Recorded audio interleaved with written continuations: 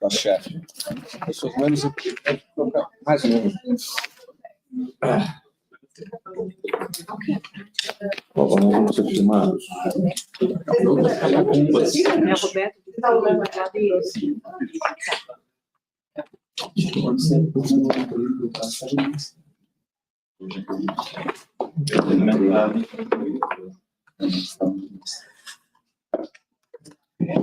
Tá tudo certo, Daniel? Tudo certo. Podemos começar? Começar, estamos ao vivo no YouTube para os outros. Ah, tá bom. Bom dia a todos e todas. É com muito prazer que eu dou início ao Simpósio Internacional Antropologias e Marxismos, Ontem, Hoje. E a gente está aqui, né, na mesa de abertura, que é composta pelo nosso, primeiramente pelo nosso decano de pós-graduação, professor Roberto, que foi meu colega na Unicamp também, professor Trajano, que é o diretor do Instituto de Ciências Sociais, e professor Eduardo, que é o chefe de departamento de antropologia. Eu quero iniciar nossos trabalhos agradecendo, enfim, primeiramente a presença de todos vocês que estão aqui presencialmente, né, e também daqueles que nos veem à distância. A Luisa Steur está nos vendo lá de Amsterdã, vai fazer a conferência de abertura daqui a pouco, e várias outras pessoas que estão nos acompanhando pelo YouTube. Eu vou passar já imediatamente a palavra para o professor Roberto, mas antes disso gostaria de agradecer ao apoio da CAPES, ao apoio do Decanato de Pós-Graduação também para a realização desse evento, agradecer a parceria com Luana Marques, Alexandre Ferreira, Daniel Simeão, Gustavo Lincibeiro e Enio Barreto, que, enfim, compõem todos esses citados há pouco, compõem a comissão organizadora desse evento, né? Bom, então, sem mais delongas, porque a gente tem uma longa agenda de trabalho hoje, né? Inclusive, enfim, acho que um dos pontos altos do nosso dia hoje vai ser a presença do tradutor do Capital, né? Que é uma coisa fantástica. A gente teve a sorte de ter o tradutor do Capital, das primeiras traduções do Capital feitas diretamente do alemão, professor da UNB, né? Então, a gente tem uma agenda longa até o final do dia, ele encerra a nossa agenda de trabalho. Por essa e outras razões, eu já passo imediatamente a palavra aos meus colegas aqui, que estão prestigiando a mesa de abertura do evento, e começamos pelo nosso decano, professor Roberto. Bom dia a todos e todas, que nos acompanham aqui presencialmente, também estão pela internet. Começo agradecendo o convite da professora Kelly, cumprimentando aqui o professor Trajano, o professor Luiz, e todos que estão participando da organização. Esse evento, Antropologias e Marxismo, Ontem, Hoje, muito importante, né, a realização, porque nós sabemos que nos últimos 30 anos, sobretudo após a queda do Muro de Berlim, né, o capital ele se tornou, ou pretendeu se tornar hegemônico de tal forma em que todas as dimensões da vida, né, se transformassem em mercadoria. Então, um dos pontos importantes na programação, né, de 3 dias de programação deles, é a discussão, né, sobre o trabalho e a subjetividade do trabalho. Agora cedo eu li uma entrevista, né, não chega a ser nenhuma entrevista, é chamada de uma entrevista, né, de um empresário do setor de ovos, o maior do mundo, alguma coisa assim brasileira, e ali está colocado na entrevista dele vários pontos, né. Primeiro, ele começa dizendo que o Bolsa Família, né, de certa forma, inebriou as pessoas, elas não querem mais trabalhar. Segundo, ele é perguntado sobre a questão da tributação, tanto da renda pessoal, né, questão do 1% mais rico, do 0,01% mais rico, onde ele está, e né, do Estado e a realização de políticas sociais, e ele diz que não, a empresa dele, a sede da empresa dele, embora ele atue no Brasil, na Europa, nos Estados Unidos, fica no Uruguai, no paraíso fiscal, né, e que ele, portanto, não seria atingido por nenhum tipo dessas tributações que viesse colocar. Na sequência, aí, vendo a televisão, tomando café da manhã, aí um desses canais pagos estava entrevistando um sujeito que já foi até do secretário de Tesouro do Brasil, do primeiro governo Lula, e o que ele falava ali era pior do que eu li na entrevista, né?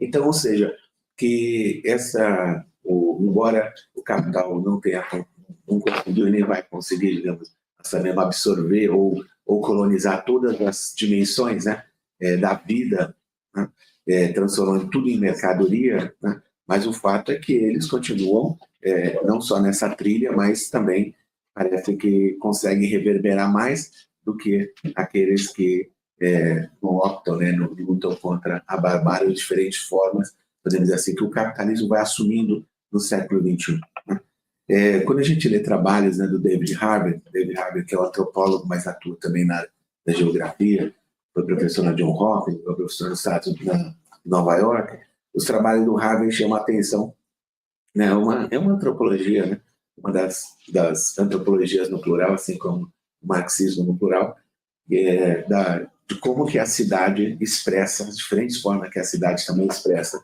a presença, né, dessas disputas entre o capital, o conflito que permanentemente segue o capital, né?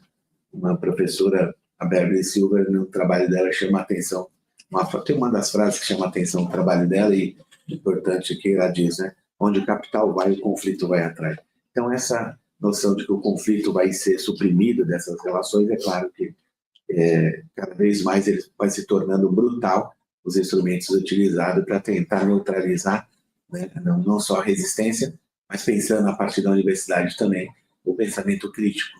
Então, o marxismo, né, quando a gente pensa na trajetória das ciências sociais brasileira, no final dos anos 50, na Universidade de São Paulo, quando teve, né, o encontro que foi famoso, né, como o encontro, né, do Leituras do Capital, né, entre 59, 60, 61, e que depois, enfim, o trabalho, né, salvo engano, a tradução retoma do Paul Singer, né, que ajudou a coordenar a tradução, né, de Capital, assim como é importante aquela importante obra, né, que é Os Pensadores, né, que a editora abriu no começo dos anos 70, né, o José Américo Mota Pestanha coordenou.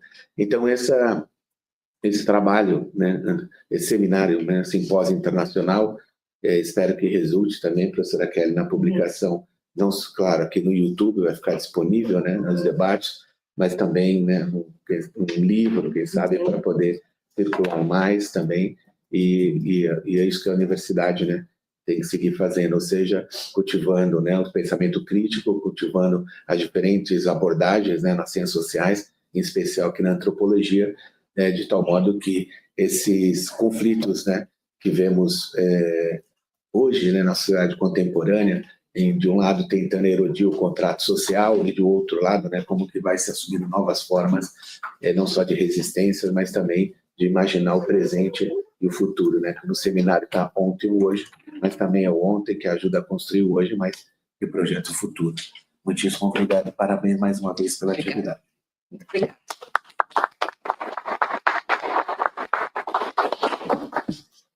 Professor Trajano, por favor. Bom dia. Eu vou ser muito breve. Queria parabenizar você, a comissão organizadora, pela ideia e pela colocação em prática da ideia desse simpósio. Eu só queria enfatizar que é muito necessário e é muito urgente para o próprio desenvolvimento da disciplina. Eu vou ser um pouco disciplinar. Estou muito preocupado com a disciplina. Estou muito preocupado com a vida social tal como está no Brasil e no mundo. Vivemos momentos complicados, mas o meu poder, que é ínfimo, só pode se realizar de alguma forma uma reflexão sobre a disciplina. O mundo é muito maior do que um pobre professor, né? Mas, então, voltando à disciplina, a nossa disciplina realmente está precisando de retomar esse pensamento, essa reflexão sobre o diálogo com o pensamento marxista. É uma disciplina que claramente tem uma hegemonia teórica em um dos pilares da nossa Santíssima Trindade, se vocês me permitem, que é o Durkheim, né? O Marx sempre foi colocado um pouco, ou teve um peso, não é foi colocado, mas teve um peso mais complementar na nossa tradição, na tradição antropológica, tanto na tradição que se consolidou em torno da chamada antropologia social, quanto na tradição que se consolidou na antropologia cultural norte-americana. A própria ideia de cultura soa um pouco né, contraditória com o pensamento materialista e estrutural do Marx. Portanto, é mais do que chegada a hora da gente retomar uma reflexão sobre o pensamento de Marx, sobre as suas categorias. Eu olho e fico espantado o quanto que a antropologia esqueceu sobre a classe social.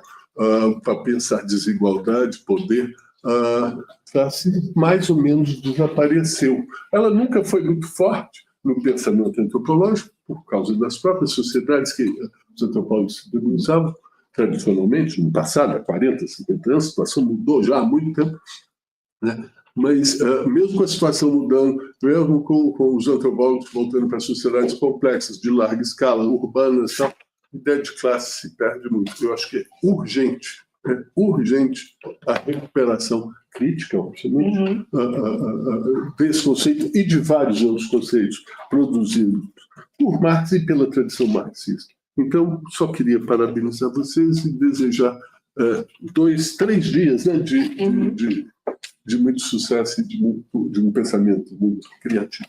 Obrigado. Muito obrigada. Muito obrigada, professor Trajano. Cumprimento o professor Mauro Almeida, que acabou de chegar também. Muito obrigada, professor, pela presença. E passo agora a palavra ao professor Luiz Eduardo, chefe do nosso departamento de antropologia. Bom dia a todos. Bom dia ao professor Roberto, nosso decano de pós-graduação, a quem eu agradeço a ajuda a montar esse evento. Bom dia ao professor Trajano, em nome do qual eu cumprimento todos os nossos colegas, e parabenizar a professora Kelly e também cumprimentá-la, em nome da qual também cumprimento todos os outros membros da comissão organizadora desse evento. Uma das desvantagens de ser o último a falar é, quando eu estava vindo para cá, eu estava pensando, bom, o que eu vou falar na mesa de abertura, né? Além, claro, de dar a boa-vinda a todos e a desejar um excelente seminário. Eu estava pensando, talvez eu pudesse falar um pouco da minha experiência pessoal como antropólogo que começa a sua trajetória na década de 80.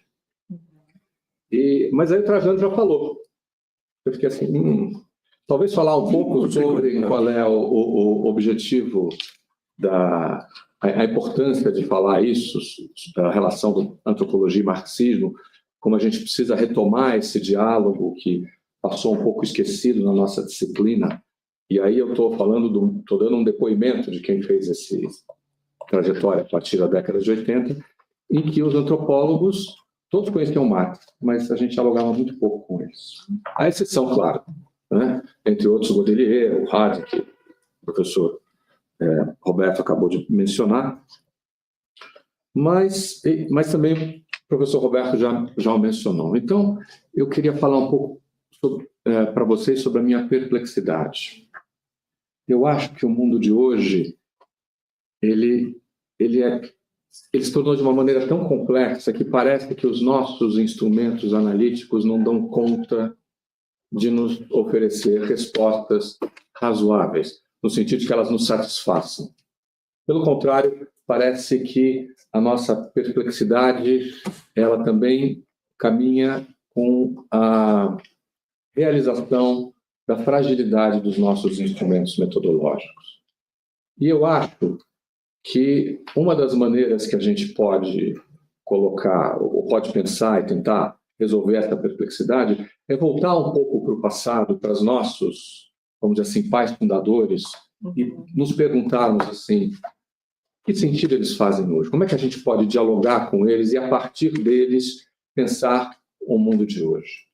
É claro, não significa que a gente vai adotar um marxismo da década de 80 ou da década de 70 ou mesmo da década de 60. mas significa que talvez seja voltando para trás e olhando essa nossa tradição com um olhar crítico que a gente consiga ir para o futuro. E eu quero lembrar para vocês aqui a ideia de tradição que vem lá do Gadamer, né? Que é a ideia que a tradição ela se reatualiza no presente, na medida em que nós conseguimos dar para ele um sentido, para ela um sentido, o que significa que ela nos serve ao presente de alguma maneira, que ela carrega alguma coisa que ele chama de verdade. É claro que não é verdade que está nas ciências, as ciências exatas, nem a verdade talvez que a gente chama do o nosso relativismo cultural permite, mas é o reconhecimento de que a gente faz parte de algo, que esse algo também nos dá um olhar para o futuro. Dizendo isso, eu quero encerrar dizendo sejam todos muito bem-vindos e eu estou achando o máximo esses seus 3 próximos dias de debate. Obrigado.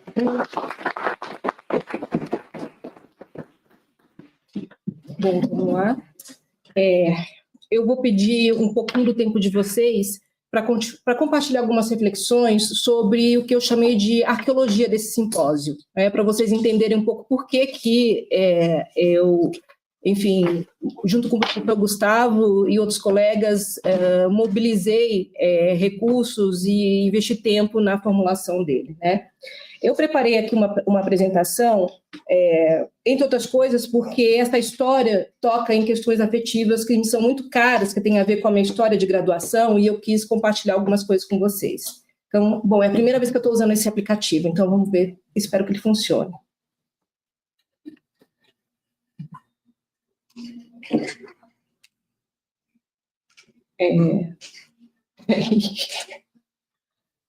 Não.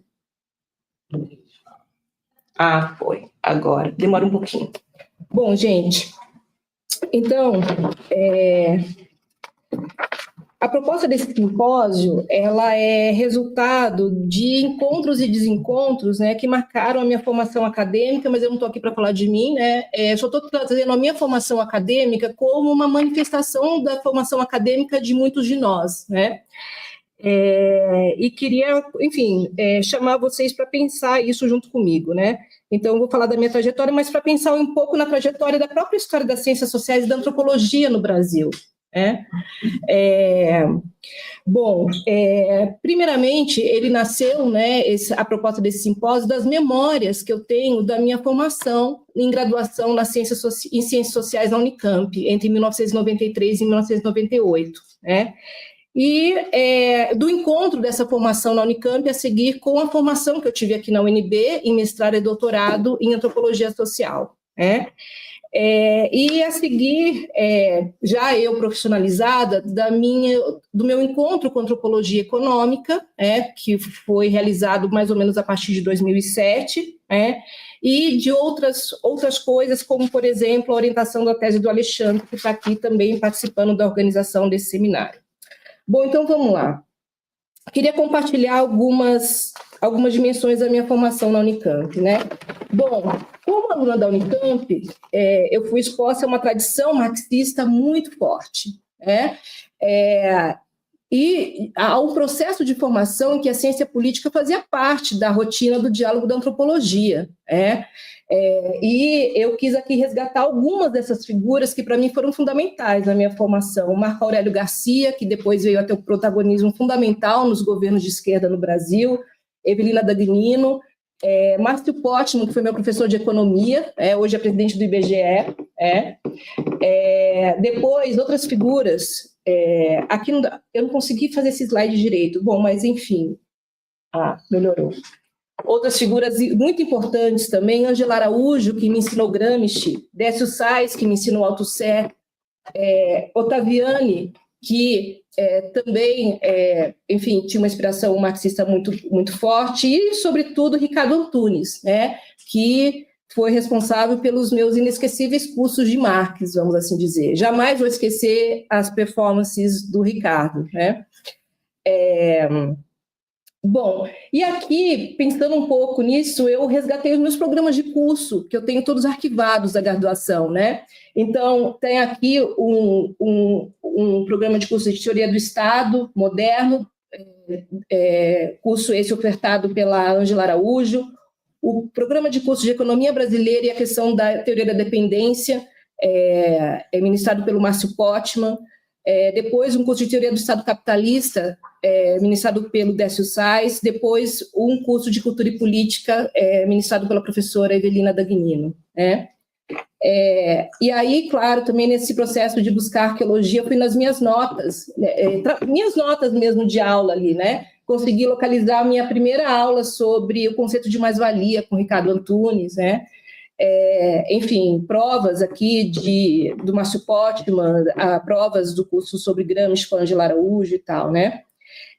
Enfim, tudo isso é só expressão de um processo de formação em antropologia e ciência política em que eu fui exposta a muitas disciplinas de inspiração marxista, muitas. Bom, aí também tem fotos da minha turma, não dá para ver direito, né? Mas, enfim, dos meus colegas. Aí, a partir de 98, decidi vir para a UNB para fazer mestrado e doutorado, né? E aí cheguei, num departamento ou num instituto de ciências sociais em que a ciência política estava separada da sociologia e da antropologia, né? E me deparei também com um quadro de professores, né, com grande influência norte-americana não marxista, à exceção de Gustavo Lins Ribeiro e também de Roberto Cardoso de Oliveira, que tinha uma influência marxista também, sobretudo metodológica, eu diria, né? E com agendas de pesquisa bastante focadas no que Lévi-Strauss, dialogando com o legado do Marx, né, chamou de antropologia das superestruturas, né? Enfim, com pouca atenção, com algumas exceções, eu diria, depois eu vou citar rapidamente essas exceções, né? Com poucas exceções de estudos mais voltados a dinâmicas de transformação das infraestruturas, né, dos processos de produção e tal, né? E também, outra coisa importante foi o que eu percebi naquela época, um relativo desconhecimento entre meus colegas, que eram então estudantes de mestrado e doutorado, né, do legado marxiano e marxista na antropologia, né? A grande parte dos meus colegas não sabia o que era hegemonia, por exemplo, né? Bom... E aí, eu passei então a me perguntar, quando eu estava organizando esse seminário, onde estaria o legado de Marx na formação de pós-graduação da minha geração na UNB, né? Me pareceu que estaria nos estudos sobre parentesco e campesinato, na discussão sobre a expansão das fronteiras agrícolas e incorporação forçada das populações indígenas na sociedade nacional e nos cursos do Gustavo Lins Ribeiro, né? A seguir, a partir de 2007, já depois de feito o meu doutorado, né, enfim, eu passei a focar a minha agenda de pesquisa no subcampo da antropologia econômica, né? E aí me dei conta, né, de que mesmo no campo da antropologia econômica ou na antropologia do desenvolvimento, pouco se abordava a problemática do desenvolvimento como um mobilizador político para a inserção das pessoas na sociedade de mercado. Aconteceu quase que uma substantivação do desenvolvimento como um campo em si, sem se perguntar muito qual era o efeito a médio e longo prazo dessas práticas de desenvolvimento. Bom, outra coisa que me ocorreu pensando nessa trajetória é o modo como, na antropologia, nós temos pensado tanto nas práticas de troca e consumo em detrimento das práticas de produção. E me pergunto, será que isso pode ser pensado também como uma refração, vamos assim dizer, de uma agenda, de uma forma de imaginar a vida social que enfatiza muito a troca e o consumo e pouco a produção? De que maneira isso, enfim, responde a certos interesses de mercado? E a própria crítica, por exemplo, que o Marx faz no Capital, né, que ele diz que quase sempre as práticas de produção são invisibilizadas, isso faz parte da própria dinâmica de visibilização e de produção do capital.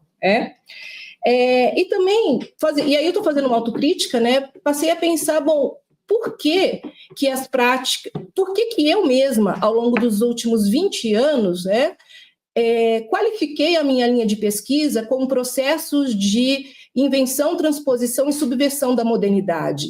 O que muitos de nós vimos qualificando como modernização, modernidade, também é só uma outra palavra para falar da substituição das redes de interdependência pelas quais a reprodução social se dá e a inserção das pessoas numa dinâmica de produção de capital, né? Enfim, é o enredamento das pessoas numa sociedade de mercado. Então, por que nós não falamos isso e preferimos falar de modernização ou de modernidade? Enfim, passei a me perguntar isso.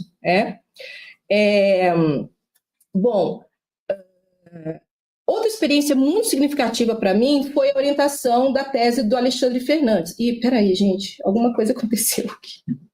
Está aqui, eu quero subir isso aqui, mas não sei se eu vou conseguir.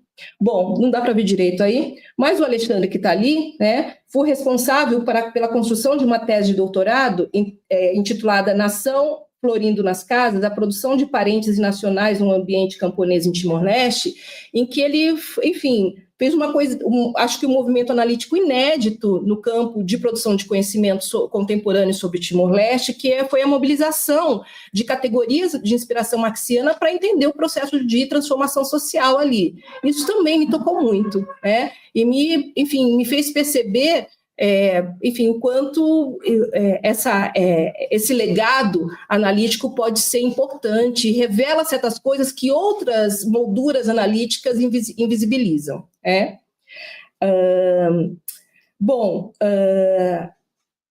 por fim, outras questões também participaram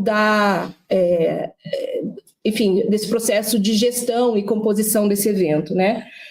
Entre eles, eu aponto a retomada global dos legados marxianos e marxistas na antropologia, né?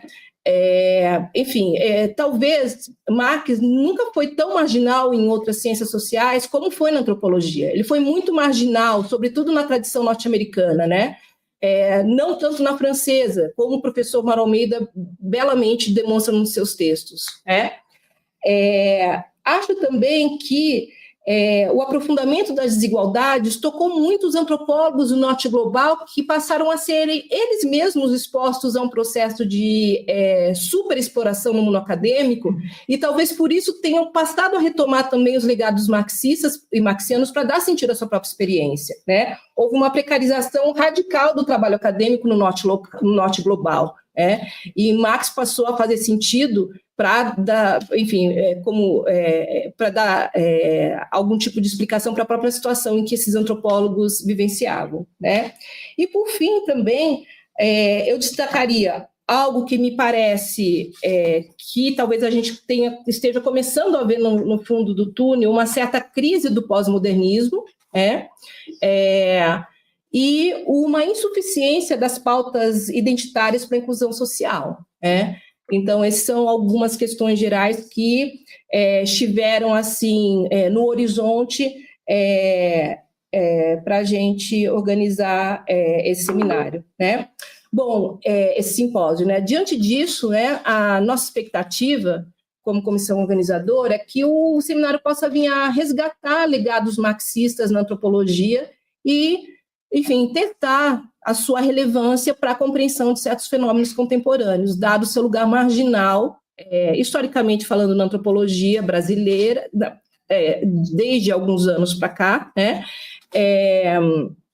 E promovendo, assim, um espaço de reflexão, análise crítica e reflexividade à própria antropologia, né? Como o Trajano bem colocou, no que a gente está transformando a nossa disciplina, e como que a gente pode mobilizar os legados marxianos e marxistas para repensar, ou para pensar tudo isso, Bom, então é isso. Eu agradeço muito a presença de vocês e a disposição de se engajarem com a gente nesse processo de reflexão e desejo a todos enfim, ótimos dias de trabalho. Agradeço de novo aqui a todos.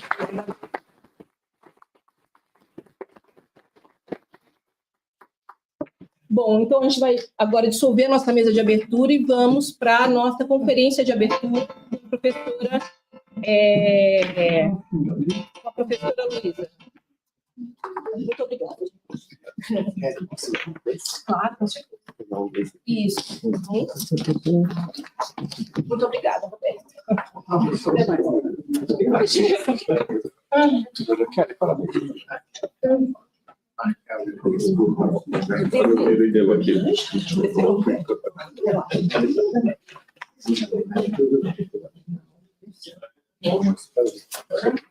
Tá bom, muito obrigada.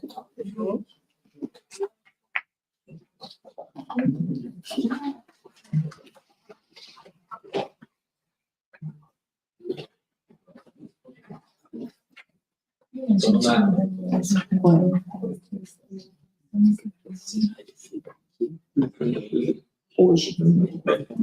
Não, para amanhã não. Tá tudo mal? Não. Ah, eu posso passar o contato, tá? Gente, peraí, o que eu tenho que fazer agora? Apresentar a Luisa, peraí.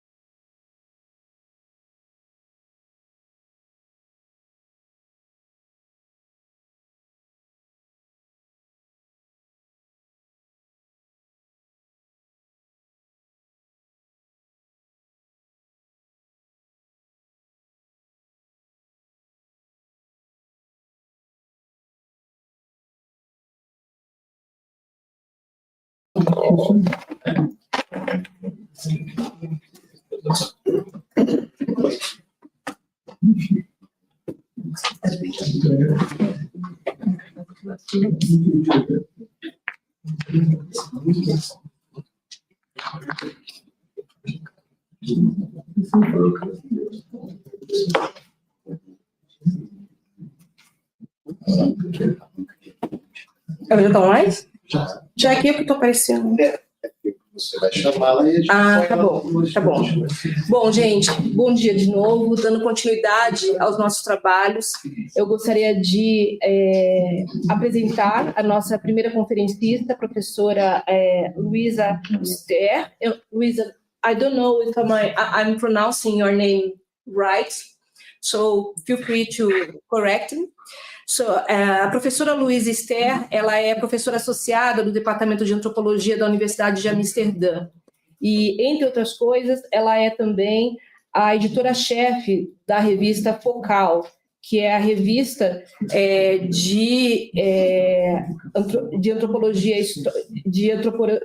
histórica e antropologia global, tá? E autora, enfim, de muitos livros, né?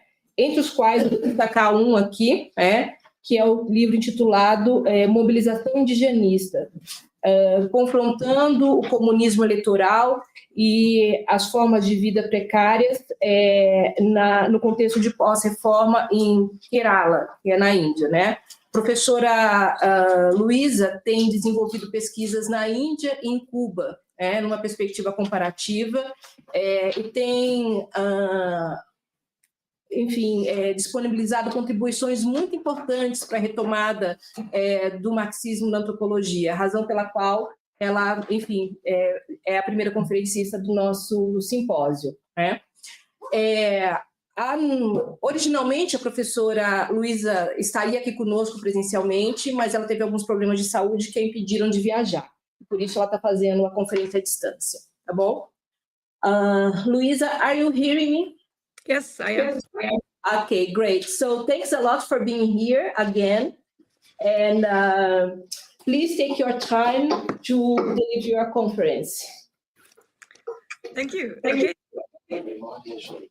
There is a bit of an echo or not? No, it's okay. Yeah. Anyway, if any technical problem shows up, let me know, okay? Also, I don't see any audience right now. You disappeared, which makes it even more strange. I would have loved to be at the there you go, at this amazing seminar in person. I was really looking forward to it, and I was very honored by the invitation from Professor Kelly Silva. I also know that the most interesting debate in such a seminar, there is an echo actually. Did I turn off my... Can you still hear me now? Yes. Okay. Yeah. I've turned off my audio, so there's no echo.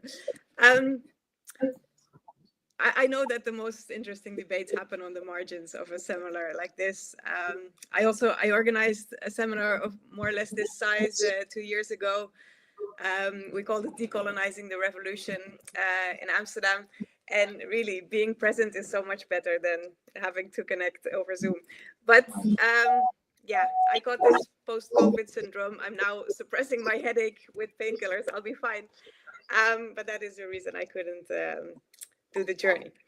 At least this way, I hope to contribute some of the insights and experiences that I've developed as a Marxist anthropologist and the editor of Focal over the past years, and help get this discussion on Marxist anthropology going, which professors before me already made some very interesting comments about. Starting off from Focal, in fact, I had a look to see what kind of trends there have been in the past 2 decades in terms of publications in Marxist anthropology in the journal. And what really stands out most is how real-world struggles are the impetus for change in academic paradigms. For the last 2 decades, as long as I've been part of Focal, the journal has been a key place where articles in the tradition of Marxist anthropology have appeared. Articles that combine ethnography and local insight with processual analysis and global vision, that understand their field sites as historical products of wider spatial networks of power, and that work from within anthropological approaches that earlier identified as, for example, anthropological political economy, historical anthropology, global anthropology of labor, the anthropology of class, dialectical anthropology, or relational anthropology. But it was only after the global financial crisis of 2008 and the subsequent revolutionary global year of 2011, when large numbers of people went onto the streets to demonstrate, occupy, and strike in more locations globally than perhaps any earlier moment in human history, that anthropologists started to again be unapologetic about Marxist anthropology, and articles in Focal started to engage more explicitly again with the Marxist tradition. Now, in this talk, I want to first say a bit more about Marxist anthropology as an approach, as it evolved in Focal. And by the way, I don't see the audience again, so I'm again, for me, this is a bit, I hope somebody is here. Yeah, great. Now I can at least see who I'm talking to. As it has evolved in Focal. But I also want to make the point that what draws me most to Marxist anthropology is something beyond academic approaches, is in fact the fact that Marxism stands out for its dialectical embrace of theory and practice. I argue that the time is ripe for Marxist anthropology to assume that key feature of Marxism, and I'll discuss in some detail how it has worked out in my own research in Kerala, in South India, and in Cuba. But so let me start with Marxist anthropology as a particular intellectual approach. Focal celebrated its 100th issue quite recently, last year, and this was an occasion for us to reflect more in depth on a Marxist approach to anthropology, taking as our starting point a critical reflection on one of the foundational works in Marxist anthropology, at least as it has developed in Foucault, namely Eric Wolf's Europe and the People Without History, published 40 years ago in 1982. Actually, the subtitle of Foucault, Journal of Global and Historical Anthropology, is inspired directly by the book. And so in this issue number 100 of the journal, we discussed the relevance of this work, how it was a forerunner in terms of suggesting more anthropologically sensitive dialectical ways of engaging with issues of materialism versus idealism, how particularly in the chapters analyzing the articulation of the histories of the peoples of North America, Africa, and Asia with an expanding Europe-centered capitalism, the book offers tremendous inspiration for a historical and multi-scalar anthropological approach that dialectically can connect particularity and comparison, and that pays attention to both longue durée history and the contingencies of historical conjunctures. And finally, how it criticized contained and static notions of the culture concept, cultures as billiard balls, as Eric Wolf famously said it always, to instead offer a way of approaching social reality that goes beyond the formal liberal divisions of culture versus economy and politics, and it centers instead on class and social labor. Wolf insisted that the task of anthropology was not only to describe, i.e. to remain at the level of what people say and do, but to engage in holistic and relational modes of explanation.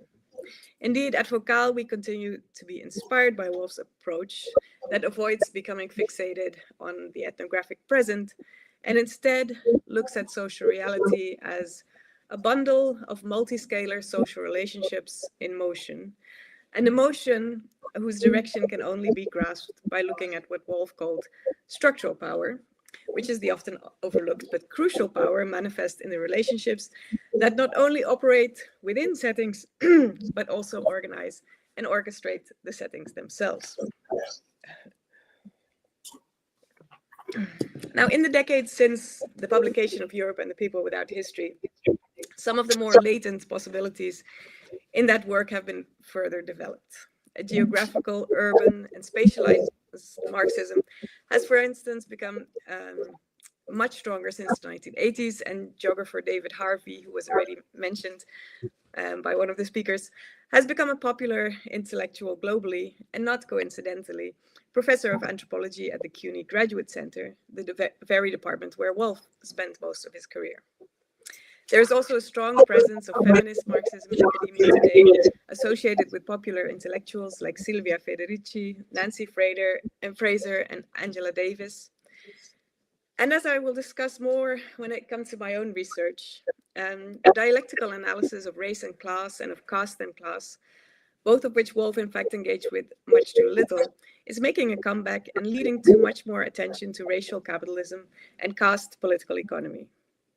In their different ways, each of these post-1989 Marxist currents criticizes the narrow, production-based notion of class of the more orthodox Marxism and pushes further towards an expanded notion of class struggle that includes the struggles of those who replenish and reproduce the labor power on which exploitation depends, which includes those who cultivate the resources that are confiscated and funneled into accumulation, and that includes those who sustain the historical natures on which commodity production relies.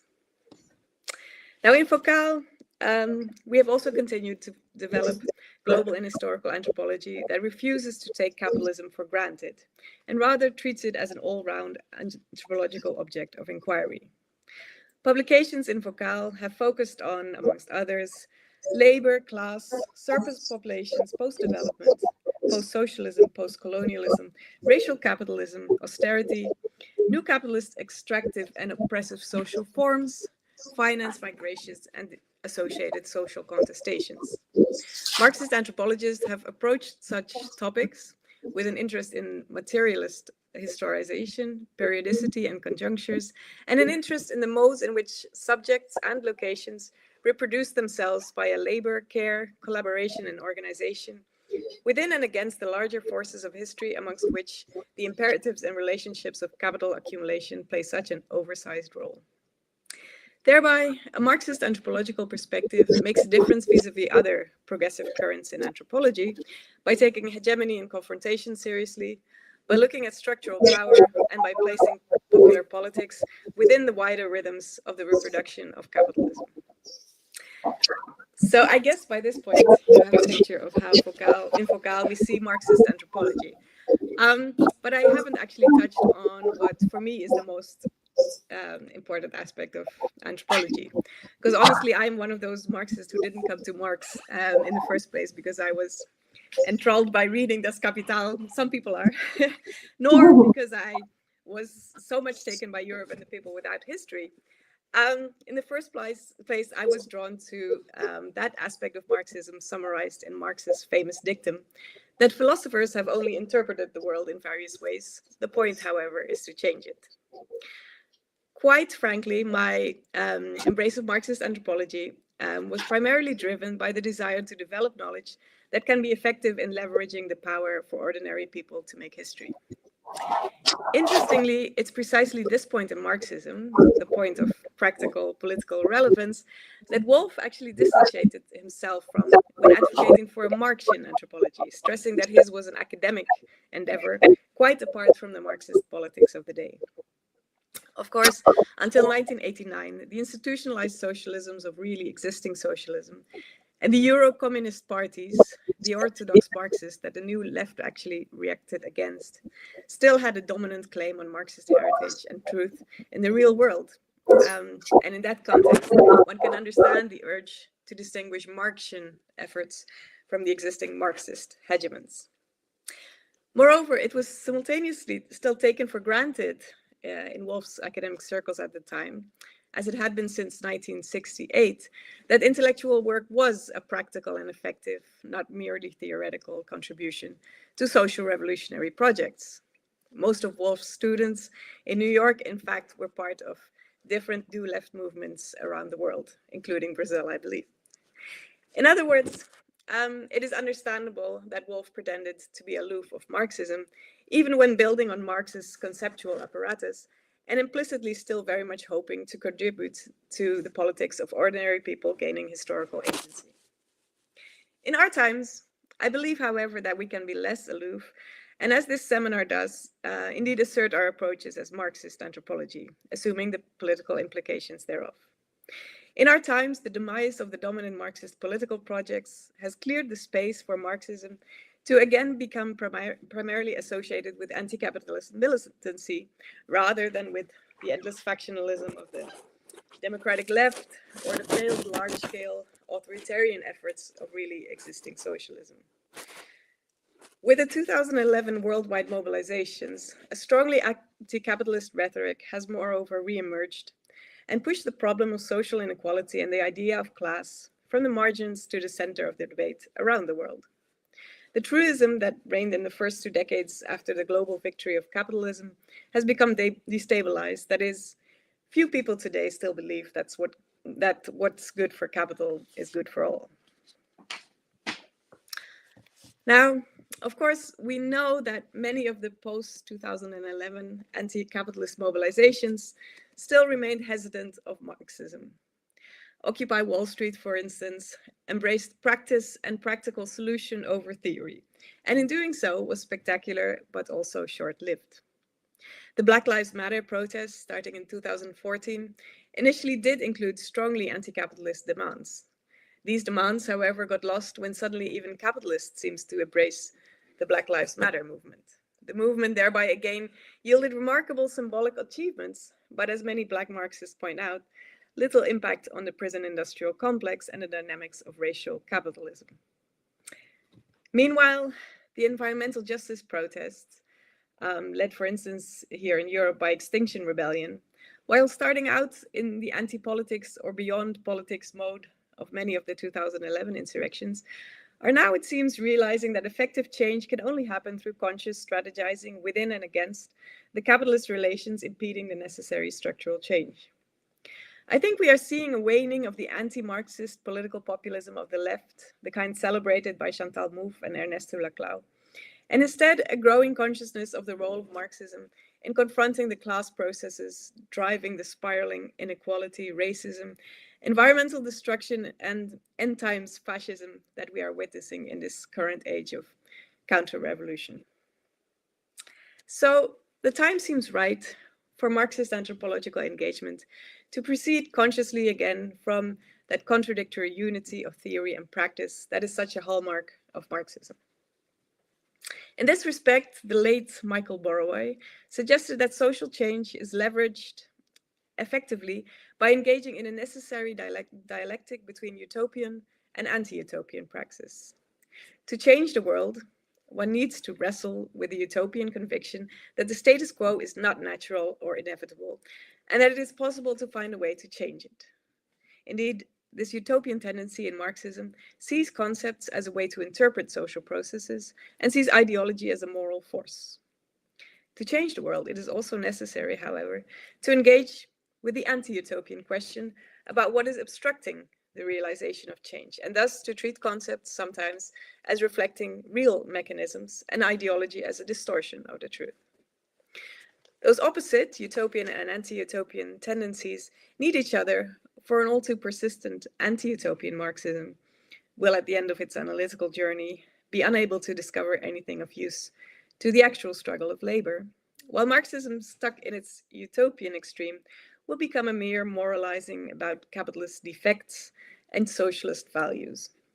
Or to bring it closer to anthropology, I think because anthropology at large, this obsession with ethnography at the expense of history, there's a strong tendency within anthropology in general to offer idealist interpretations of political movements.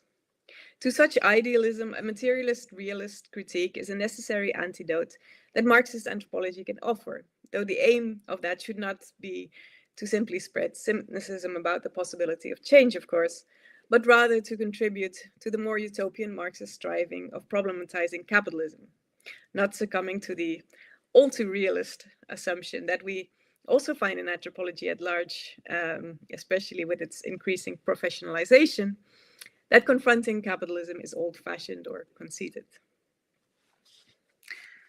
For Immanuel Wallerstein, another thinker I'd like to bring up for a moment, the role of Marxist intellectuals is likewise not just to contribute academic knowledge, but to offer insights to use to political movements.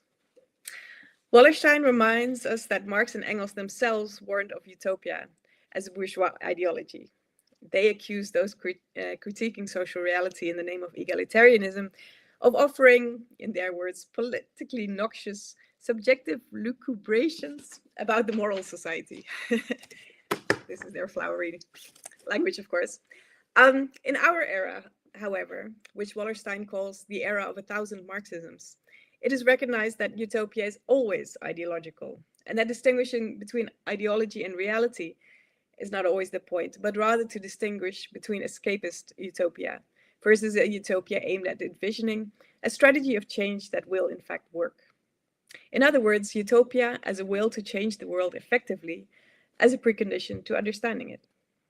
Indeed, as Wallerstein argues, the task before us is to place the activities of the intelligentsia and the activities of political organizations in a framework in which, in tension and in tandem with each other, they illuminate the historical choices rather than presume to make them.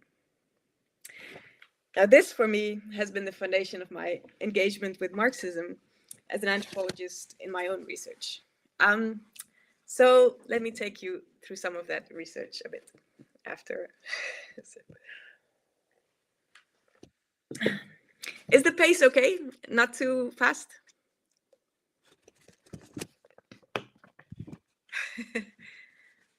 Okay. Otherwise, if there's anything that I need to adjust, let me know.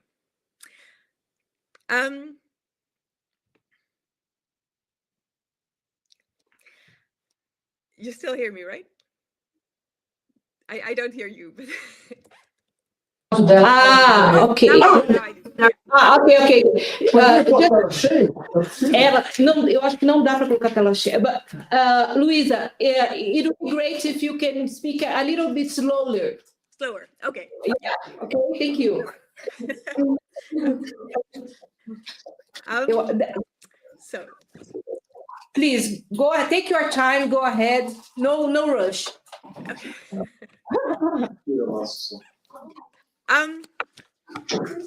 My own research, happens to center on two settings: the South Indian state of Kerala and the Caribbean island of Cuba, where Marxism is actually not marginalized as a political practice, as it is in most of the world yet.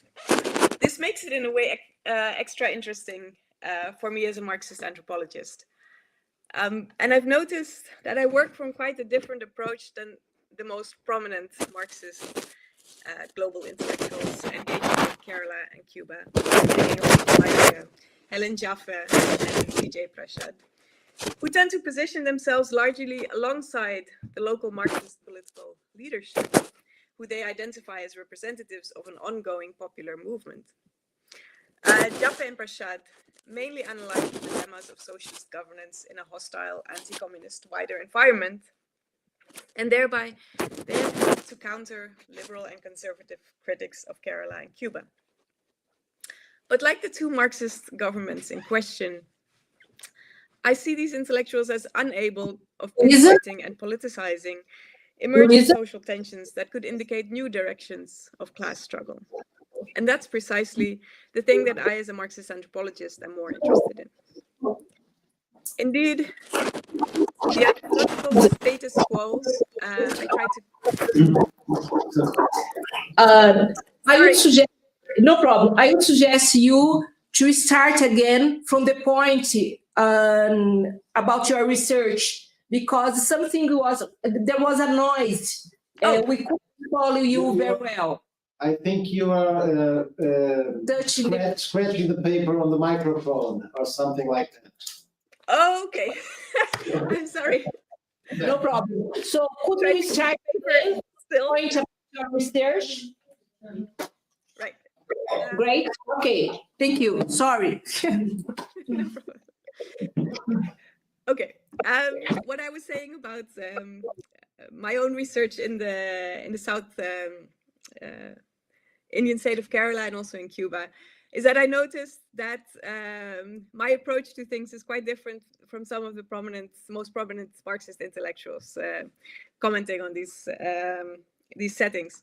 What they tend to do is really still identify the local Marxist governments as representative of the class struggle, the popular struggle, and to defend their political projects vis-a-vis global and internal liberal and conservative critics, which is a valuable thing in itself, but as a Marxist anthropologist, I see a more exciting role in a way. By trying to pinpoint and politicize emerging social tensions that could indicate new directions of class struggle. Because, as we also may realize, these Marxist governments have really become an institutionalized and largely ossified representation of class struggle. And the ideological status quo I try to critically analyze in my research is one emerging from the political culture in which people's lives are concretely situated, rather than the abstract global ideology of capitalism. The larger context determining those lives, I don't take to be this purely outside global capitalist ideology, but the complex class processes reshaping local livelihoods in connection to global capital. I thus situate my research at a critical distance from institutional Marxist politics, but I do have the Marxist aim of contributing to the struggle of labor. Perhaps this is the point to see if I can share a little image, but perhaps I can't. Do you see? No, you're not. I wonder.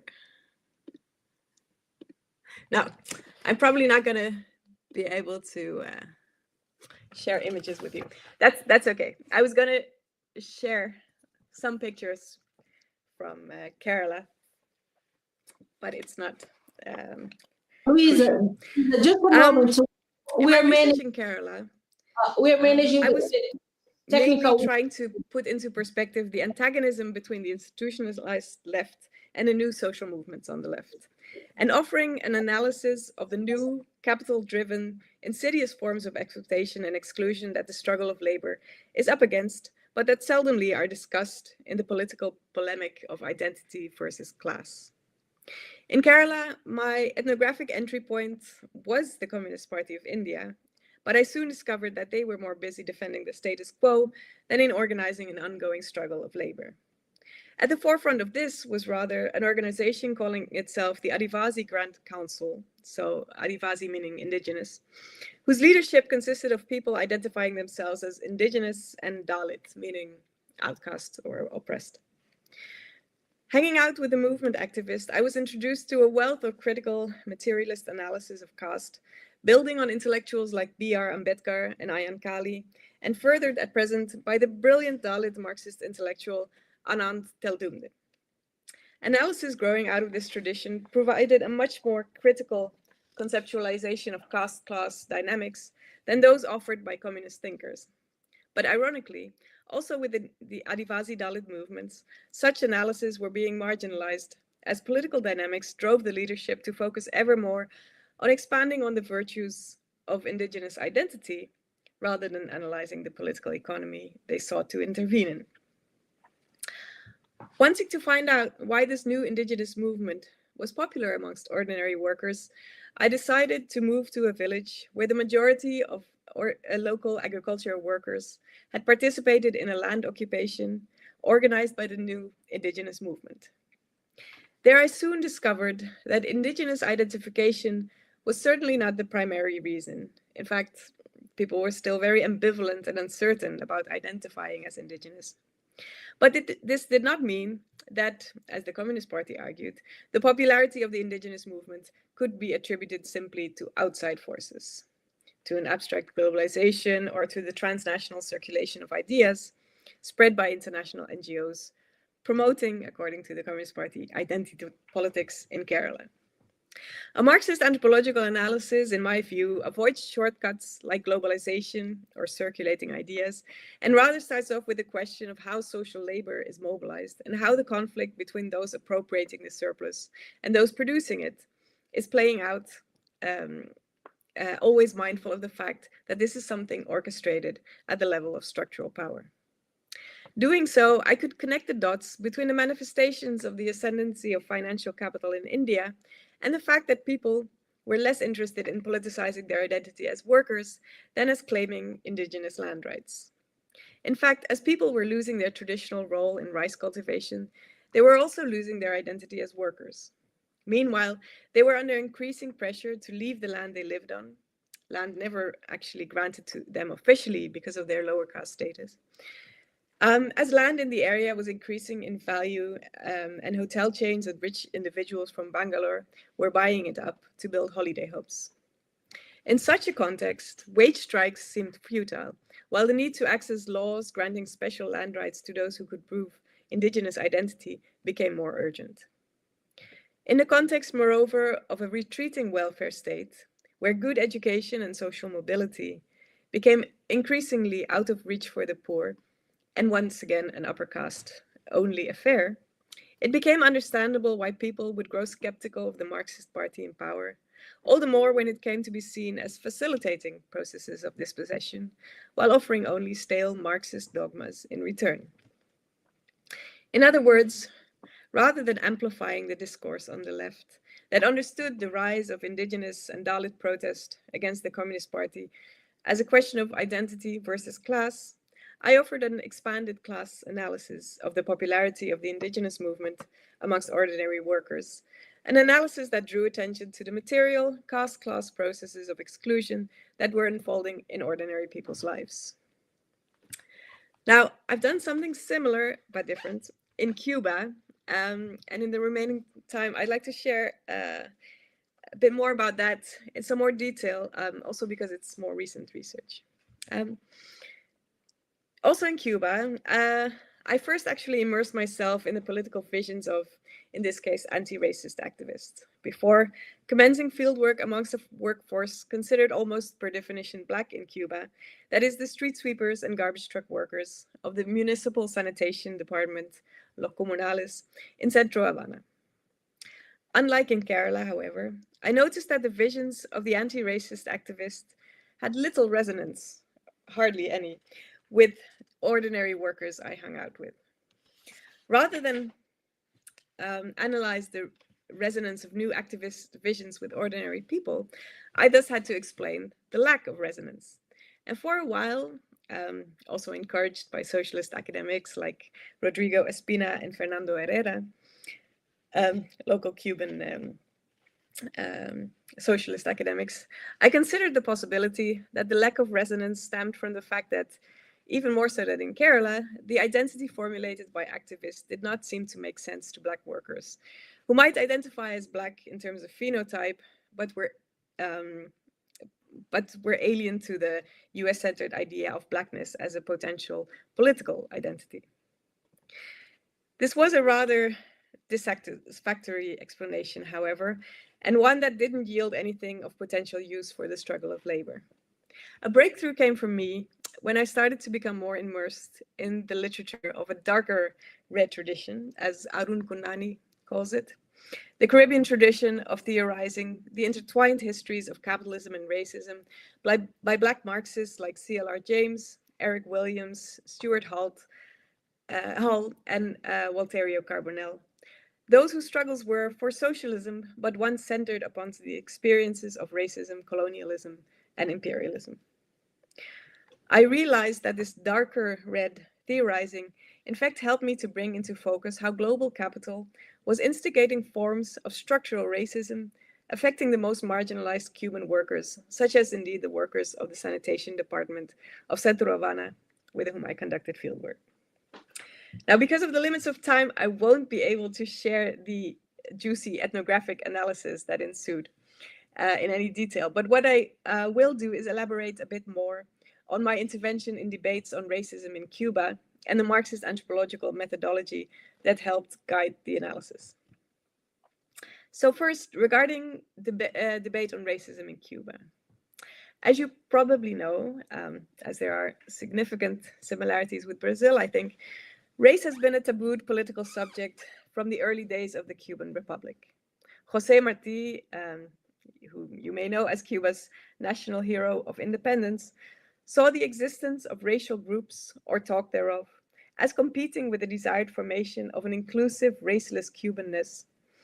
And this racial silence only deepened with the 1912 massacre of the members of the Western Hemisphere's first Black political party, Cuba's Partido Independiente de Color. While the first years of the 1959 revolution later formed an exception, and of course the revolution itself radically reduced racial inequalities, especially in areas of housing and education, the rule of racial silence was restored already in 1962, when Fidel Castro proclaimed that the revolutionary fight against racism had, in so little time, been won. Prominent Cuban intellectuals continued to analyze the remaining problems as mere residual racism, lingering racial prejudices that people had absorbed by osmosis. From this perspective, the main trouble with the special period, the enduring economic crisis since the early 90s, since the Soviet Union collapsed, are one of scarcity, of limits being imposed on the revolution and its plans to reduce inherited inequalities. Yet, the visibly rising racial inequalities of the special period made it difficult to continue denying that racism in Cuba was more than a mere historical vestige. Partly under the influence of US-based intellectuals, the idea of institutional racism persisting in Cuba began to enter the debate around the turn of the century. Alejandro de la Fuente, in particular, drew attention to two major mechanisms contributing to increasing racial inequality. The remittance circuits, from which white Cubans tended to benefit much more than black Cubans, and the fact that in more lucrative sectors of the economy, especially tourism and the pharmaceutical sector, black employees were being displaced by white employees with no recourse to legal mechanisms for redress. Indeed, while this idea of a homogeneous and purely egalitarian human nation started to lift, American intellectual influences were contributing to an increased awareness of black consciousness in Cuba, the revolution's historical abolition of autonomous black organizations and its refusal even now to recognize the few existing black organizations came in for increasing criticism. In all this, what to me is striking in this current revival of the debate on racism in Cuba, however, is that it not only draws on race theory developed in the US, but also reproduces some of the limitations that have developed in that theory since the 1980s turn to liberal and post-structuralist paradigms. That is particularly evident, I think, in the concern with institutional racism. When the term was initially introduced by Stokely Carmichael and Charles Hamilton in their 1967 book, Black Power, it meant to draw attention to policies, programs, and practices of public and private institutions that it resulted in greater rates of poverty, dispossession, criminalization, and illness, irrespective of the intentions of the individuals involved. On the strength of the Black movements of the 1960s, institutional racism thus helped push aside Black culture as the central explanation for Black inequality in the US. With the repression of Black radicalism from the 1980s, however, notions of institutional racism became more disconnected from political economy. Racism became understood again as ultimately driven by racial ideas and ideology, with the merit of institutional racism being merely to reveal racism's covert workings in a colorblind era in which racism is no longer overt and legally sanctioned. This discursive understanding of institutional racism is also present in the work of most contemporary US-based scholars of racism in Cuba, who tend to focus on, for instance, analyzing the racist prejudices present in socialist discourse, or the ways Black identity is suppressed in Cuban racial ideology. Indeed, even amongst those scholars who do focus on the rising inequalities in Cuba, racism is understood as an ideological force with merely material effects. For instance, Alejandro de la Fuente, perhaps the most important theorist of race in Cuba, argues that many of the racially differentiated effects were a function of the pervasiveness of a racial ideology that portrays Blacks as lazy, inefficient, dirty, ugly, whatever. And even the critical Marxist analysis of Samuel Farber, while acknowledging that prejudices feed on the continuing reality of Black powerlessness, disadvantage, and subordination in many areas of life, still see racial discrimination as the heart of racism and a vigorous campaign of affirmative action as the best solution. What we see then in general is what Zine Magubane astutely observes about contemporary race theory in general. A tendency to reduce political economy to a backdrop, the setting within which an epic battle for and against white supremacy occurs, often mirroring thereby rather than actually challenging the prejudice paradigm. As a result, racism in Cuba continues to be understood in a way that does not acknowledge it as a material force. And thereby, the forms of racism that are part of the debate in Cuba are not amongst the issues that the sanitation workers I hung out with were most concerned with. Which is not to say, of course, that there wasn't overt racist discourse I encountered during my fieldwork. Unfortunately, there was plenty. And I also encountered more latent institutional forms of racism. Most sanitation workers, for instance, told me of how they ended up with the sanitation department because they were over-surveyed or falsely accused in their previous, more prestigious jobs. Indeed, overt racism, reinforced by the effects of institutional racism, already formed a historically evolved formal layer of racialization of sanitation workers.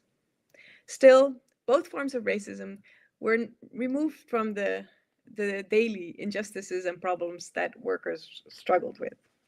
For instance, when I would ask workers about racist comments I had heard made in their direction, they would shrug them off as just jokes. Or when I inquired about how people ended up with the sanitation department, angry memories would surface, certainly, often involving racial and other forms of discrimination. But the problems that workers shared with me and with each other without probing, the problems that occupied them daily as they were trying to survive with dignity, could only be articulated as racism by adopting a darker red perspective on racism. This darker red perspective, which I take primarily from Arun Kunani, who has this, I do have the book here, this recent book, What is Anti-Racism and Why It Means Anti-Capitalism.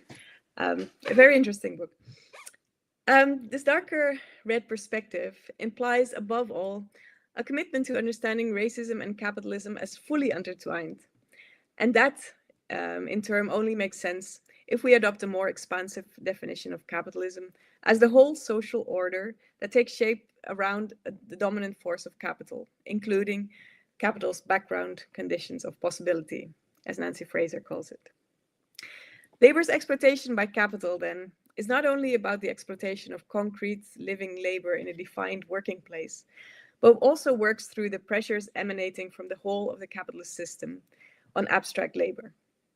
Historically, this capitalism has only ever been racial capitalism, as racism has been co-constitutive of labor exploitation and value regimes under capitalism. And Kunani gives the example of the struggle against apartheid in South Africa, showing very clearly that racism tends to become entrenched rather than diminished through the normal functioning of capitalism. Now, this history of racial capitalism certainly includes the ideological uses of race. For example, to reconcile the existence of slavery and liberal democracy, but draws particular attention to race as a material force, as when the differentiating tendencies of capitalism become racializing processes, when racism enshrines the inequalities that capitalism requires, and when racializing processes of class, as Stuart Hall called it, start unfolding. Kunani's notion of structural racism helps shift the debate on racism from the primary focus on discrimination, unequal treatment resulting from racist ideologies about human beings' worth, to an understanding of racism as forms of oppression that develop systematically from the role of capital in organizing value regimes. Where most contemporary race theory focuses on institutional racism to expose covert, as opposed to overt, racism, we could say Kunani addresses real as opposed to formal racism. I realized that to analyze structural racism ethnographically, however, as an unfolding material process, a process of structural racialization, would require a distinct methodology. For structural racialization is not as directly observable as racialized discourses, nor as quantitatively measurable as the material effects of racism. It requires a diachronical investigation focusing on changes in the social relations that constitute the real material conditions for racialization, changes connected to the relationships that form the context in which people make a living. This, of course, is the hallmark of Marxist anthropology, as is the critique of methodological nationalism, which turned out to be particularly important in the case of Cuba, where the tendency to take the nation state as the prime unit of analysis and to always see Cuba as an exception is a major problem. Rejecting methodological nationalism helped me recognize, first of all, that the special period is not a uniquely Cuban economic dilemma, but coincides with a global phase of accelerated financialization that has pressurized all Caribbean states.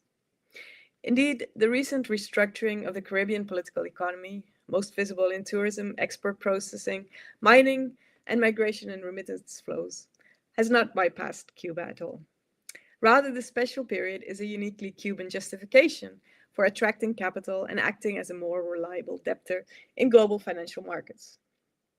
Similarly, the impact of an emerging transnational capitalist class operating in the region does not bypass Cuba, as is evident, for instance, in the setup of the Mariel Special Economic Zone and the spectacular takeover by Airbnb of much of the market of Casas Particulares, holiday rentals, after its Cuban launch in 2015.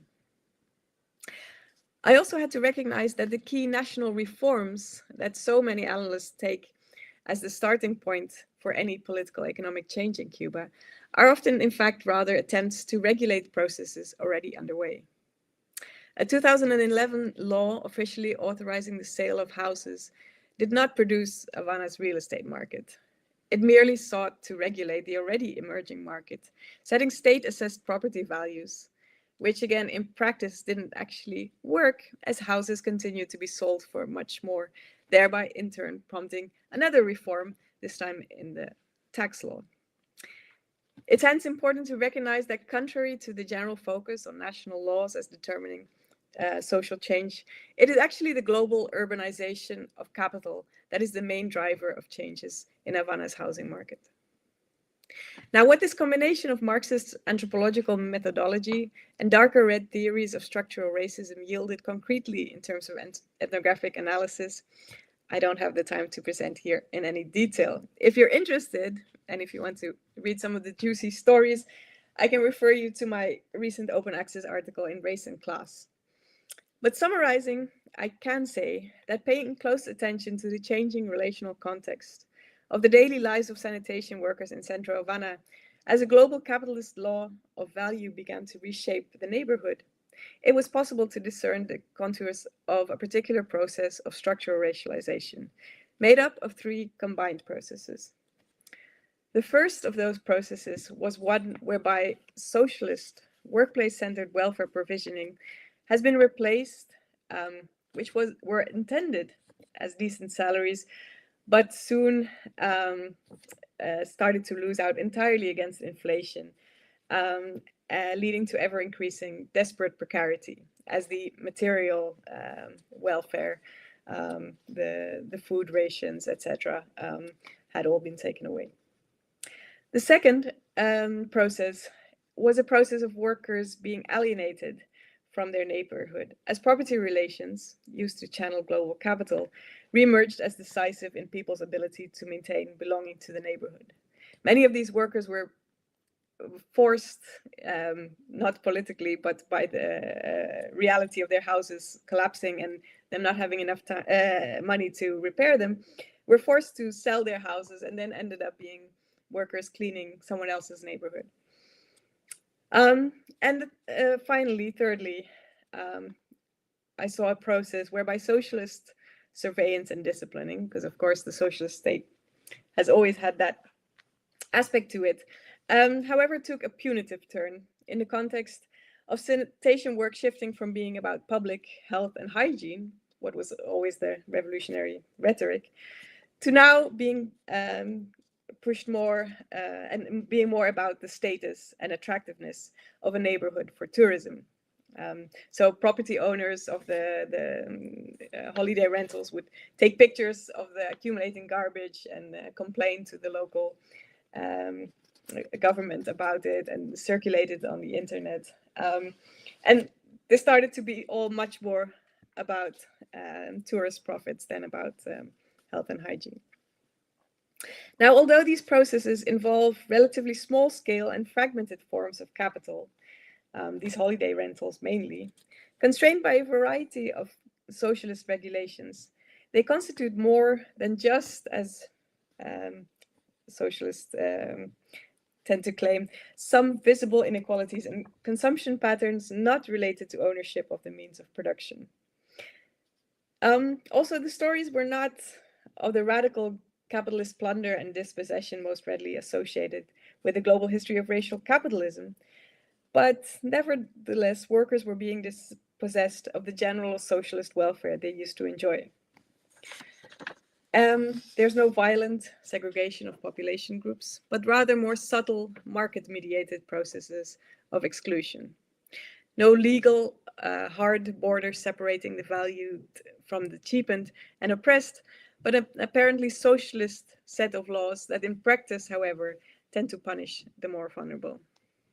So although nascent and subtle, I argue that these processes form a real racializing political economic structure of everyday life that feeds into the pre-existing formal racialization experienced by the sanitation workers. I've come to the point of concluding, and I will be rather brief. What I've tried to emphasize in all this is that for me, engaging in Marxist anthropology has not just been about building on methodological and theoretical insights developed in that tradition, though it's certainly also that. It's also not just about contributing to enhancing these insights through greater engagement, which is certainly necessary, with affiliated but less prominent, often marginalized currents of thought, such as Embedcarism and Black and Caribbean Marxism. The most important for me as a Marxist anthropologist is the conviction that the sharpest understanding of social reality emerges in the context of struggle, there where we most organically find that contradictory unity of theory and practice.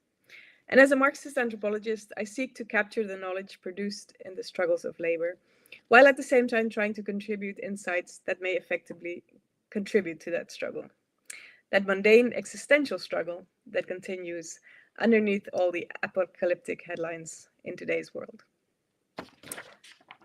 That was my contribution. I hope I went slow enough because I see I took less time than planned, which might indicate it was a bit fast.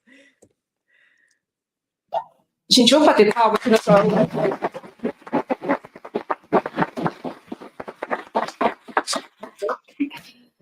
Thanks a lot, Luisa. Are you hearing us well? Yes. Thanks. So we have a few minutes for some questions now. And eu queria abrir o debate para vocês. Eu outras pessoas me ajudam também a fazer a tradução de questões de vocês para Luisa, caso vocês queiram falar em português.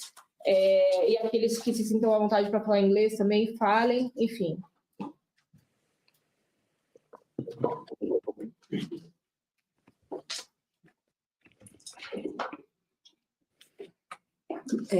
Letícia, por favor. Vem aqui para ela ver. Ó, vê se dá para colocar ali. Aqui é melhor, se você puder vir. Aqui, né? Tá aqui, ó.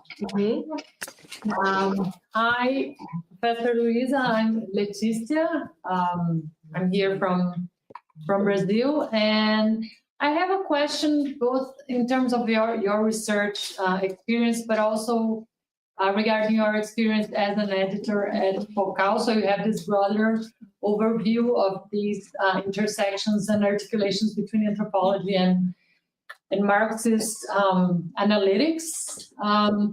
So I was wondering, how do you see people, scholars and researchers solving or operationalizing or trying to find a solution to a potential contradiction between Marxist methods and the method of anthropology, which is ethnography, right? Because ethnography is very much focused on experience, right? Of this immediate relationship with the subjects, whereas Marxism in general, especially Marx himself, right, involves this methodological movement of unveiling something that is occult or hidden by the workings of capital.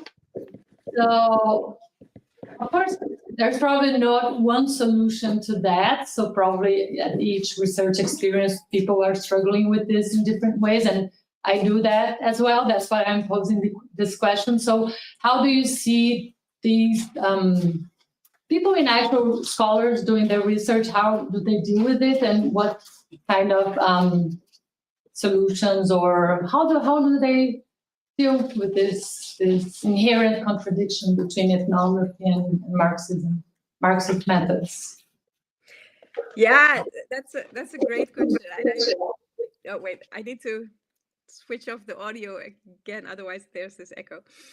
But I totally agree with you about that that contradiction, that difficulty, which I think Professor Kelly mentioned, that perhaps of the disciplines in anthropology, the distance from Marx has been really quite far for a long time. and it's probably precisely because of that reason, because our obsession with ethnography. I mean, Foucault has been trying to push back against that by continuing the discussion with history, emphasizing the importance of historical approaches, because indeed that's the only way to, in a Marxist sense, to find out the driving forces behind what we observe ethnographically. And I mean, authors and editors of Foucault do struggle with it, and I think especially the younger ones, because in fact, to combine it well, you ideally need to do at least 10 years of research or something to capture some kind of time frame to see changes unfolding. That, or you need to do combine your ethnographic research with archival research. That's something I haven't done, but of course there's many authors and editors in Foucault who explicitly have historical methodologies, but that all takes much more time than just ethnography. And for young scholars, that's of course difficult because you have limited time to do your PhDs, etc. But yeah, it is a dilemma, and we try to push back where we can to emphasize the importance of this this ability to look at the historical processes. I don't know if that answers your question, but I very much agree with you pinpointing that problem. Thank you, Luisa. Daniel, você quer falar alguma coisa? No. Yeah, I have a question. How do you see the place of Marxist-oriented anthropology in Europe today?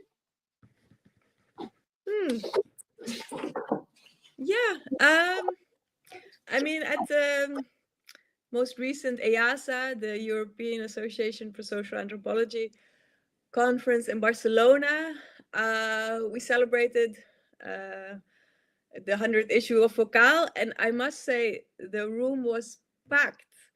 It was there. I mean, people didn't fit in the end. I think there's a huge attraction to it, much more than say 5 years ago, and that is very exciting. I mean, 5 years ago, I think an ontological, rather anti-Marxist anthropology was very trendy and was where a lot of young people flocked to at the conferences. But that is changing, I feel.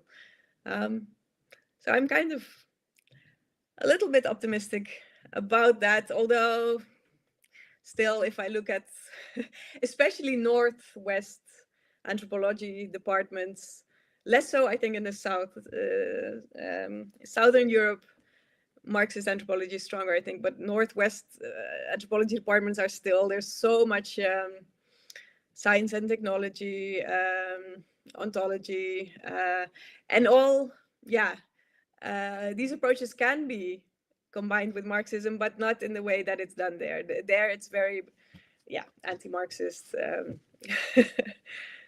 So that's my stance. Thank you.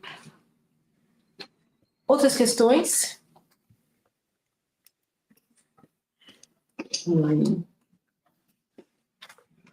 Não.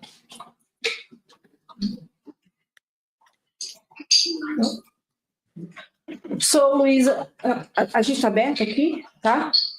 Yeah, we don't have more questions by now. I'd like to thank you a lot for your disposition of being with us. And I hope you can come over Brazil in the future in order to enhance these exchanges of knowledge. And I have also some students doing research in Cuba. And and maybe we can do something together. Oh, definitely. Yeah. Mhm. Yeah. Thanks a lot. So I hope we will be on YouTube all the time during the symposium. So if you have the chance to be with us, we'll be very happy. Okay. Yeah, great. I'll ask for the link. Thank you. Yeah. Thanks a lot. Okay, we are going now for a coffee break until 11 o'clock. And 11 o'clock, we will be back for the next activity, the next roundtable. Just a moment. Será que a gente tem alguma questão no chat? Pergunta se pode fazer perguntas. Luisa, just a moment. There is someone asking if it's possible to put some questions on the chat, in the chat. Yeah. Okay. João, yes, you can do some questions by the chat if you like. Oh, wonderful. A kind of a coffee break at this time. Yes. Let's see.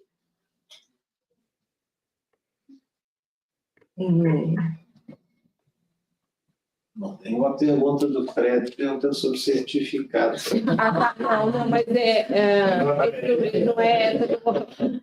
Mas tem uma pessoa perguntando se pode. Então, eu falei com o João. João, você está nos ouvindo? Pode colocar sua pergunta no chat. Não sei se Pode escrever, né, no chat. Para ele ver que. Claro, pode. Ele só pode escrever, ele não pode intervir. Oi, aí, tá aí. Okay, Luisa, a question is coming.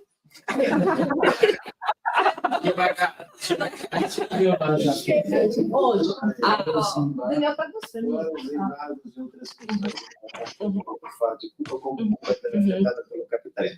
Okay, João Vitor was watching us via YouTube, is asking, beside the embargo and other economic questions that come from outside Cuba, how is Cuba being affected by capitalism?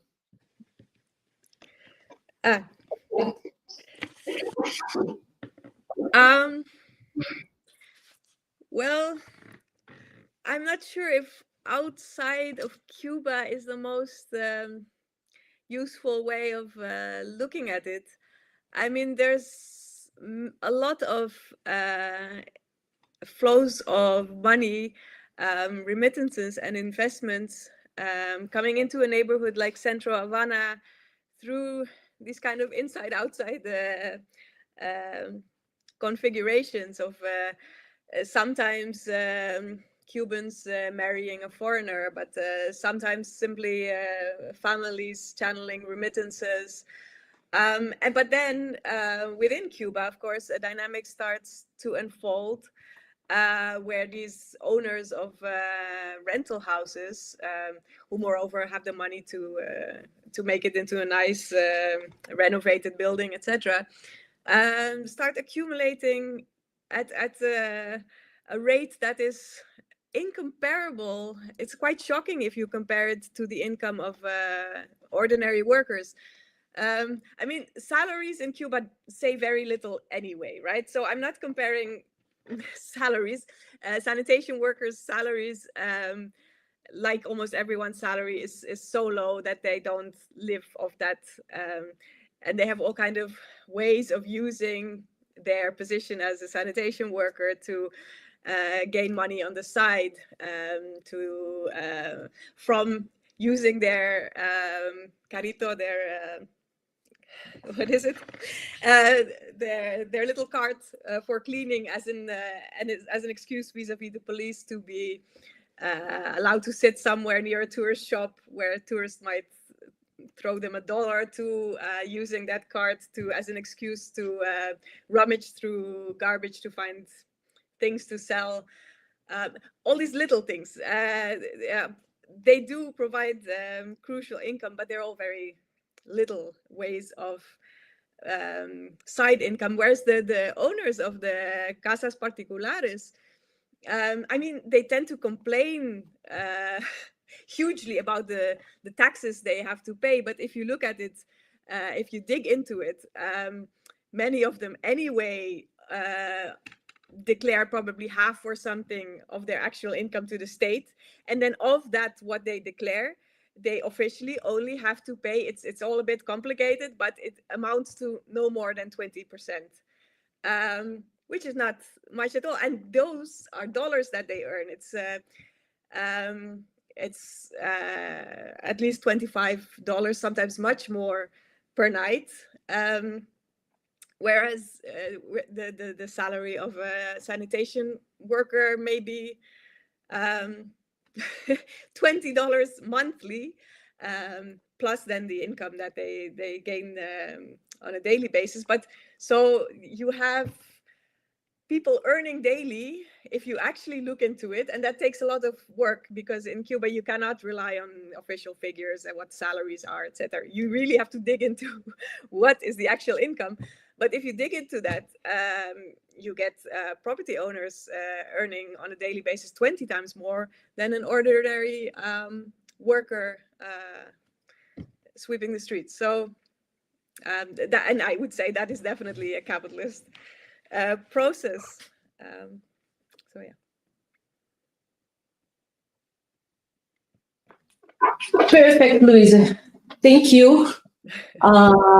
So I think maybe we can go now for our coffee break, and we'll be back in 15 minutes, more or less. Okay?